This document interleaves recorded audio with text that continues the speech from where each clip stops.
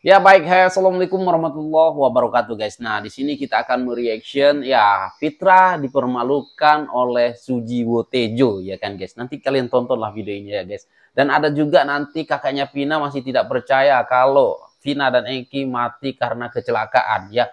Masih percaya 3 DPO, masih percaya ada permerkaosan ya kan. Sudahlah, game over. Saksi-saksi sudah banyak ya sekarang bermunculan. Jadi sudahlah, stoplah menuduh orang ya sembarangan. Ini Anda ini terlalu percaya mistis ya, percaya Linda ya. Kakaknya Pina itu terlalu percaya kepada Linda bahwa yang kesurupan nggak jelas itu ya. Jadi berubahlah kasus kecelakaan itu menjadi kasus pembunuhan. Ini gara-gara kakaknya Vina juga selain Rudiana ya kan guys. Oke langsung saja ini dia videonya. Pengacara Rudiana, oke. Kami orang Madura, kami ya. Murad, malu, menghadapi itu pakai cara kekerasan carok. Carok itu berarti celurit. Atau cara damai. Cara damai ini sumpah pocong ini. Ya, yang berbeda cuma caranya Bu Titin. Kalau di Madura biasanya itu Mas Fitra habis mandi, diadanin dan lain sebagainya, habis mengucapkan sumpah, tapi dua-duanya harus datang. Karena yang tergugat juga mengatakan bahwa kalau saya bohong, saya akan begini, yang penggugat juga bilang gitu. Makanya saya agak aneh kemarin tuh datang. Terus habis mengucapkan sumpah, minum air putih yang sudah dicelupin tongkat yang jimat gitulah. Gitu, terus kiainya keluar masjid, karena biasanya di masjid menyembelih ayam putih, terus dua penggugat dan tergugat melangkai bangkai ayam itu. Oh, nah, iya. Apakah ini tidak ada di? Saya bukan orang agama, saya nggak begitu ini, Mas Fitra. Ada nggak di kitab suci atau enggak? Cara budaya ya? Kalau iya, bagus saya. Hanya yang dilarang aja yang nggak kita lakukan. Kalau nggak dilarang ya kita, ya televisi nggak ada di kitab suci kan gitu loh. Aku duduk di sini nggak ada, topi koboi juga nggak ada di kitab suci gitu. Jadi kan nggak melanggar. Karena oke, ini nggak ilmiah. Tapi bisa nggak pendekatan saintifik begini? Seseorang yang sudah yakin terhadap sumpah pocong, berarti dia sangat yakin sendiri. Ada nggak metode penelitian ilmiah untuk mengecek keyakinannya? Dia bohong-bohong untuk yakin sumpah pocong atau enggak? Kalau dia memang yakin ada metode itu, berarti harus diteliti benar konsekuensinya. Dia yakin banget gak salah loh. Nah. Ada gitunya Bu Titin gitu loh. Kombinasi. Karena kan kombinasi di dunia ini. Sorry Fitra, karena kamu masih muda, aku udah tua, jadi tak kasih. Di dunia ini ada hal gaib dan enggak gitu loh. Jadi harus percaya. Baru saja ada breaking news gitu loh. Bayangkan coba, Golkar nanti November memberi anugerah tertinggi, ya kan, kepada diputuskan rapat pleno tadi kepada Pak Erlangga Hartarto karena membawa Golkar ke kursi. Pencapaiannya tinggi, kok mundur? Ini gaib, ini lebih aneh dari sumpah pocong gitu loh. Siapapun yang punya akal sehat akan tertawa. Ini gimana sih gitu loh? Akan nanti, tapi mau nggak ada. Tadi aja ini subung ocean, subung angin, nggak ada ombak, nggak ada angin, tiba-tiba mundur itu kan gaib. Masa sampean nggak percaya? Ada faktanya, gitu loh. Nah, jadi itu yang bisa saya antar. Dan saya yakin kalau ketujuh terpidana yang ada di dalam bisa bercerita, bisa leluasa, akan keluar kalimat-kalimat yang sama. Saya yakin juga kalau ketujuh terpidana yang ada di dalam dipaksa misalnya, ataupun dengan keyakinan sendiri dia berani sumpah pocong untuk menyatakan dia tidak pernah melakukan perbuatan yang dituduhkan, saya yakin dia mau tanpa paksaan. Oke. Kami keluarga menerima bahwa ini dikatakan laka-laka. Meski tim kuasa hukum dari Saka Tatal sangat meyakini kasus Vina dan Eki di 2016 silam adalah korban kecelakaan, namun keluarga almarhumah Vina tidak terima jika kasus Vina adalah kecelakaan dan sangat meyakini adalah korban pembunuhan.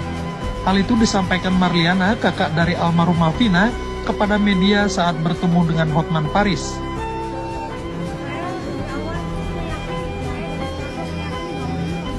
Nah, ini percaya sama Linda nih.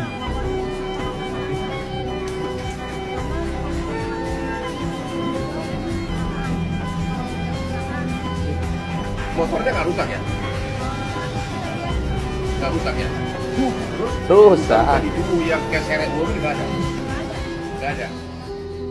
Inilah tanggapan Pitra Romadhoni setelah Aib dilaporkan timnya Saka Tatal yang sudah memberikan kesaksian palsu. Terkait dengan Aib yang katanya itu tidak benar keterangannya, ya, saya sudah tanya langsung kepada klien saya, yaitu Aib, apakah keterangannya itu konsisten atau tidak, kan gitu. Apakah keterangannya itu yang pernah ia berikan di kepolisian maupun di pengadilan itu benar atau tidak. Dia menegaskan itu bahwasanya keterangan dia itu benar. Bahkan Mbak, ada salah satu politisi ya yang meminta untuk merubah keterangannya, gitu loh. Dan dia mempengaruhi Aib ini agar dia mengikuti kehendak dari salah satu politisi ini dan mengikuti seperti yang Dede sampaikan. Akan tetapi dia menolak itu, ada rekamannya sama kita, gitu loh. Dia menolak itu, dia sampaikan kepada politisi ini, Pak, mohon maaf Pak, apa yang saya lihat, alami dan ketahui sendiri, itu yang saya sampaikan, dan saya tidak mau merubah keterangan saya. Itu keterangan di rekaman itu. Pitra, memang kamu ini ya sudah nggak bisa melihat kebenaran yang ada. Jelas-jelas kesaksiannya si Aib itu ya sudah palsu semua. Kamu ingatkan contoh kecil saja, Aib waktu ada penangkapan si Peggy Setiawan itu muncul ke media dan mengatakan bahwa melihat Peggy Setiawan itu ada di kejadian. Padahal di pra-peradilan Peggy Setiawan itu Peggy Setiawan nggak terlibat. Nah makanya Aib itu sudah memberikan kesaksian palsu. Yoto, apalagi ditambah dengan adanya Dede dan Liga Akbar mencabut kesaksian yang pernah dia berikan pada saat 2016. Tapi si Aib ini sendirilah yang tetap kekeh.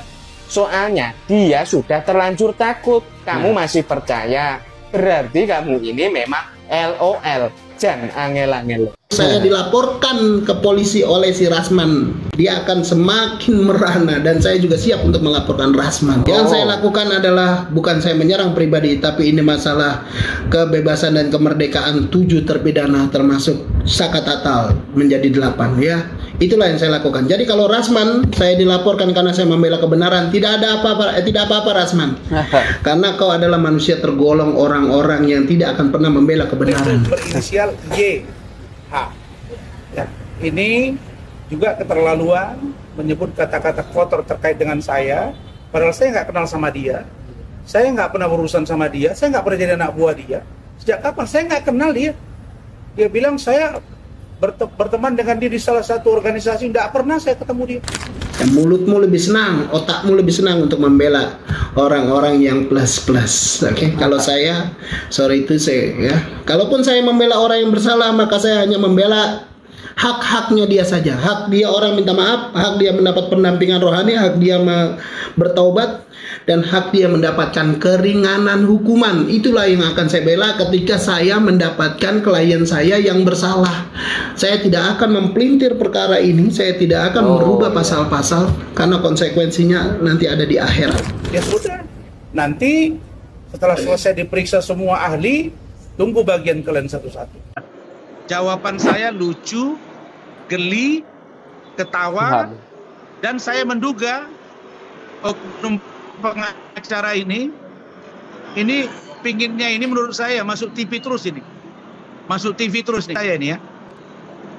Kemarin ada pemeriksaan saksi sampai nangis.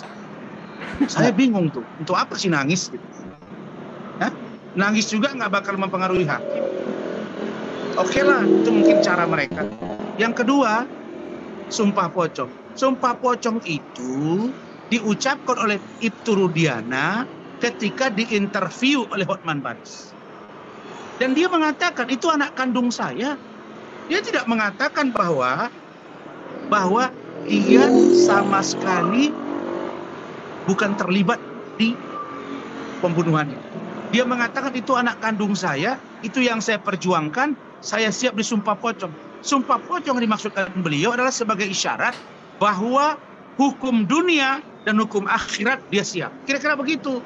Nah, datanglah Farhad Abbas CS dengan Titin ini. Ya begitu juga dengan Saka Tatal. Langsung menyambut ini seolah-olah ini tantangan, sehingga mereka lakukan sumpah pocong tadi. Bayangkan Ini bukan ajaran Islam.